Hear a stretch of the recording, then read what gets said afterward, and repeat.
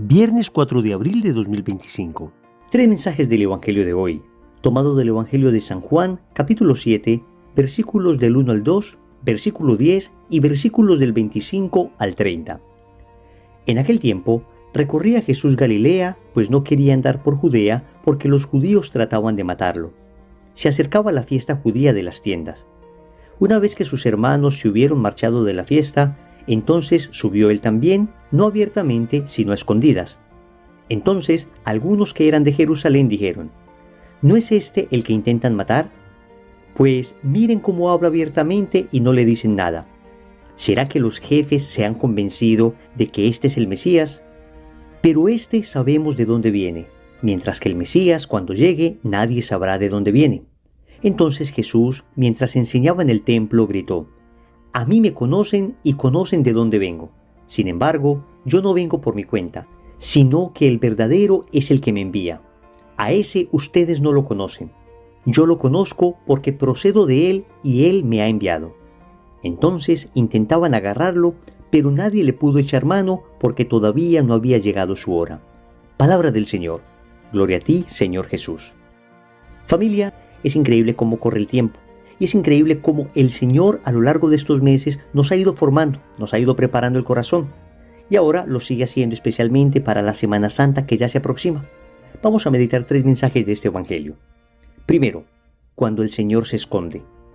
Segundo, criterios divinos o mundanos. Tercero, espera el tiempo de Dios. Vamos con el primer punto. Cuando el Señor se esconde. El Evangelio comienza diciendo que una vez los hermanos de Jesús, que en realidad eran parientes, sabemos que la palabra hermanos en el hebreo es una palabra muy amplia que significa parientes, familiares, primos, incluso a las personas de una misma comunidad se les llama hermanos, como San Pablo llamaba a la comunidad de los Corintios, a la comunidad de los Gálatas, en fin. Entonces el Evangelio dice que cuando sus hermanos se hubieron marchado de la fiesta, entonces subió Jesús también, no abiertamente, sino a escondidas. ¿Y por qué Jesús sube a escondidas? Recordemos que el Señor ya había empezado a hacer muchos milagros. Las personas ya lo estaban proclamando como el Mesías que vendría. Si el Señor hubiera llegado en medio de la fiesta, pues de alguna manera hubiera generado un tal alboroto en el pueblo que posiblemente le hubieran proclamado como Mesías y entonces estuviera anticipado su muerte. El Señor dirá al final que todavía no había llegado su hora. Era una manera de proceder precisamente porque todavía no había llegado su hora. Pero eso tiene una profunda enseñanza espiritual para nosotros. Y es que, hablando espiritualmente, Dios en ocasiones obra muy abiertamente y en ocasiones obra secretamente. Si nos damos cuenta, al inicio de este Evangelio aparece Jesús obrando en el ocultamiento. Pero al final aparece Jesús manifestándose públicamente. Y en la vida espiritual, repito, esto sucede así. En ocasiones experimentarás la presencia de Dios de una manera abierta. Experimentarás el abrazo de Dios. Experimentarás un gozo increíble. Dios te hablará con tal claridad que es imposible que no lo entiendas. Eso es lo que en la vida espiritual se conoce como los consuelos espirituales. Pero también sucede que en muchas ocasiones Dios parece ocultarse. En muchas ocasiones Dios calla. En muchas ocasiones clamamos y no tenemos la respuesta a la velocidad que quisiéramos. Eso es lo que espiritualmente se conoce como desiertos espirituales. ¿Y por qué entonces el Señor se esconde? En primer lugar, para aumentar nuestro amor por Él. Saben ustedes que el amor crece por presencia, pero también crece por ausencia. Lo hemos experimentado. Cuando estamos con la persona que amamos, nos sentimos maravillosamente bien. Pero cuando esa persona de repente tiene que irse a algún viaje, no le podemos ver con la frecuencia que quisiéramos. Cómo crece nuestro amor, cómo extraña nuestro corazón a esa persona. Y así mismo sucede con el amor a Dios. Cuando hay una aparente ausencia de Dios, también el corazón amante empieza a extrañar al amado. Esto lo han experimentado profundamente los grandes maestros de la vida espiritual. Y hay un bellísimo pasaje del libro del Cantar de los Cantares en el capítulo 3, donde se describe precisamente cómo la esposa busca al esposo, cómo el alma busca al amado, cómo el cristiano busca a su Señor cuando éste se oculta. El libro del Cantar de los Cantares dice así: sobre mi lecho por las noches yo buscaba al amado de mi alma. Lo busqué y no lo hallé.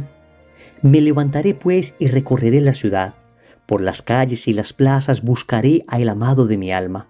Lo busqué y no lo hallé. Me encontraron los centinelas, esos que andan de ronda por la ciudad. ¿Han visto a mi amado? Apenas los había dejado cuando encontré al amado de mi alma. Hasta aquí ese bellísimo pasaje del libro Cantar de los Cantares. Qué lindo esto. El amor incrementa cuando el Señor se oculta, crece por presencia y por ausencia. Por otra parte, cuando el Señor parece ocultarse, aumenta en nosotros la fe. Cuando evidenciamos los milagros de Dios, la verdad es que no necesitamos de mucha fe. Pero cuando pedimos, suplicamos y pareciera que esa súplica, esa petición no es escuchada, ¿cómo nos mueve esto a creer, a confiar, a esperar pacientemente que el Señor nos responda? Y entonces, unido a esto, se incrementa también la oración. Se hace oración, pero ya no con altivez, sino con profunda humildad, como aquel que necesita. Pedimos como aquel hambriento que necesita el pan, como aquel sediento que necesita el agua, como aquel niño que necesita ser apacentado en los brazos de su padre. Señores, el Señor se oculta ciertamente, pero también llega el momento donde habla, y habla con claridad. Y como dice el Cantar de los Cantares, llega el momento donde podemos decir, encontré al amado de mi alma. Segundo, criterios divinos o mundanos. El Evangelio nos cuenta cómo algunas personas de Jerusalén comienzan a cuestionar a Jesús. Dicen, de este sabemos de dónde viene, mientras que del Mesías, cuando llegue, nadie sabrá de dónde viene. Dice el Evangelio que Jesús enseñaba en el templo y gritó, a mí me conocen y conocen de dónde vengo. Sin embargo, yo no vengo por mi cuenta, sino que el verdadero, con V mayúscula, se refiere al Padre, es el que me envía. A ese ustedes no lo conocen. Yo lo conozco porque procedo de él y él me ha enviado. Amigos, era creencia popular que cuando viniera el Mesías nadie sabría de dónde venía. Repito, era creencia popular porque en ninguna parte de la Escritura dice esto. Pero esto es bien curioso porque las profecías del Antiguo Testamento nos apuntaban cosas muy concretas del Mesías, que vendría de la casa de David, que nacería hijo de una mujer virgen, es decir, había unas profecías clarísimas. Y por eso el Señor les dirá, ¿ustedes conocen de dónde vengo? Refiriéndose precisamente a que Él era humano, a que Él había nacido, aunque para ellos era desconocido el misterio de la encarnación y la manera como Él vino al mundo. El Señor les dice, efectivamente, yo estoy aquí en el mundo. Y con esto les está hablando de alguna manera de el conocimiento humano que ellos tenían, de la concepción mundana de la realidad.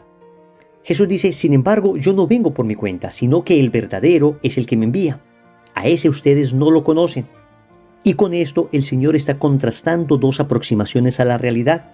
La aproximación meramente humana, o podríamos llamarla en este caso mundana, y es la que tenían estas personas de Jerusalén, y otra aproximación divina, que es la que Jesús les viene a enseñar. Es decir, los criterios del Evangelio son distintos a los criterios del mundo. Estas personas de Jerusalén veían con los criterios humanos, veían con los criterios mundanos. Jesús enseña a ver con criterios divinos, con criterios sobrenaturales, enseña a ver todo desde la mirada del Padre, desde la perspectiva eterna.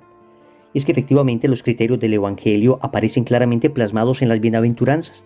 Y si nos damos cuenta son completamente contrarios a los criterios del mundo. El mundo te dice que eres feliz cuando confías en tu dinero. Debes tener mucho dinero, es lo que debes adorar, al Dios dinero. El Evangelio te dice que eres feliz cuando eres pobre en el espíritu, cuando confías en Dios, cuando sabes que todo proviene del Padre. El mundo te dice que debes ser fuerte, pisar a otras personas para lograr tus metas. El Evangelio te dice que debes ser compasivo, que debes ser misericordioso como el Padre del cielo es misericordioso. El mundo te dice que nunca debes llorar. El Evangelio dice, dichosos los que lloran, porque serán consolados. El mundo te dice que placer, poder y tener son la felicidad del hombre. El Evangelio nos dice que ni placer, ni poder, ni tener pueden plenificar al hombre, sino solo Dios. La pregunta es, ¿cuáles son los criterios que rigen tu vida? ¿Los criterios divinos que están plasmados en el Evangelio o los criterios mundanos que aparecen en las redes sociales, que aparecen en la boca del influencer del momento, que aparecen en la televisión, en el cine, en las series? ¿Cuáles son los criterios que rigen tu vida? Y si hasta ahora hemos tenido criterios mundanos, pues pidámosle al Señor que exorcice esos criterios de nosotros y que a partir de hoy comencemos a tener criterios divinos. Tercero, espera el tiempo de Dios. El Evangelio concluye diciendo que intentaban agarrar a Jesús, pero nadie pudo echarle mano porque todavía no había llegado su hora. Amigos, cuando el Evangelio de San Juan nos habla de la hora de Jesús, se refiere precisamente a la hora en la que el Señor será glorificado dando su vida por nosotros. Unos capítulos más adelante, capítulo 13, versículo 1, nos dirá San Juan que antes de la fiesta de la Pascua, sabiendo Jesús que le había llegado la hora de salir de este mundo para ir al Padre, como había amado a los suyos que quedaban en el mundo, los amó hasta el extremo. La hora entonces, en el Evangelio, refiere a ese momento glorioso donde Jesús, dando su vida, es exaltado en la cruz para nuestra propia salvación. Familia, el tiempo de Dios es muy distinto al tiempo de los hombres. El tiempo de Dios es muy distinto a tu tiempo y a mi tiempo. Nosotros vivimos en una cultura de lo inmediato. Queremos que nos contesten ya. Enviamos un mensaje de WhatsApp y si nos damos cuenta que el otro lo leyó y no nos contesta inmediatamente, nos enojamos y nos desesperamos. Queremos que el domicilio llegue inmediatamente. Queremos llegar a la casa al instante. Ven, queremos todo de manera inmediata. Pero el Señor nos enseña a tener paciencia. El Señor nos enseña que nosotros debemos vivir en el tiempo de Él y no en nuestro tiempo. Yo no estoy en contra de la eficiencia del tiempo. Por supuesto que mientras más pueda ser eficiente uno en el tiempo, mejor. Pero créanme que las cosas espirituales requieren paciencia. El crecimiento en la vida espiritual requiere años de cocción a fuego lento. Los santos no se hacen santos de un día para otro. No se acostaron pecadores y amanecieron santos. Son procesos largos, prolongados, de una vida de virtud, de una vida generosa, de entrega. Y esto, repito, requiere paciencia. Requiere que nosotros nos acomodemos y ajustemos a la hora que Dios ha establecido y no a la que nuestro capricho ha puesto. Y esto, por supuesto, no tiene nada que ver con quedarnos con los brazos cruzados y no hacer lo que nos corresponde. Hagamos lo que nos corresponde a nosotros. Trabajemos como si todo dependiera de nosotros, pero confiemos porque al final todo depende de Dios y se dará en el tiempo que Él quiera. Mientras nosotros estemos haciendo lo que nos corresponde, de ahí en adelante, la paciencia será nuestra mejor aliada. Una frase que leí no hace mucho decía: tranquilo, ya te escuché, ten paciencia. Atentamente, Dios. Esto nos dice el Evangelio de hoy. El tiempo de Dios es distinto al nuestro. Tengamos paciencia. Oremos. Amado Señor, en ocasiones me desespero. En ocasiones no comprendo por qué te ocultas. Quisiera vivir siempre en consuelos espirituales, pero tú me llamas a madurar. Tú me llamas a esperar, a tener paciencia, a crecer en amor, en fe, en humildad, a fortalecer mi oración. Por eso te suplico el don de tu Espíritu, para poderte buscar cuando te has ocultado. También te suplico que ese mismo Espíritu purifique mi mente de todo criterio mundano y me ayude a pensar con los criterios divinos y eternos. Finalmente, Señor, te quiero entregar todo mi tiempo, te quiero entregar toda mi vida y te suplico que las cosas se realicen en ella en el tiempo que tú has establecido. Yo por mi parte me esforzaré por hacer lo que me corresponde, pero esperaré siempre aquello que tú quieras. Señor, dame lo que me pides y pídeme lo que quieras. Amén. Recordemos entonces. Primero, cuando el Señor se esconde. Segundo, criterios divinos o mundanos. Tercero, espera el tiempo de Dios. Compromiso.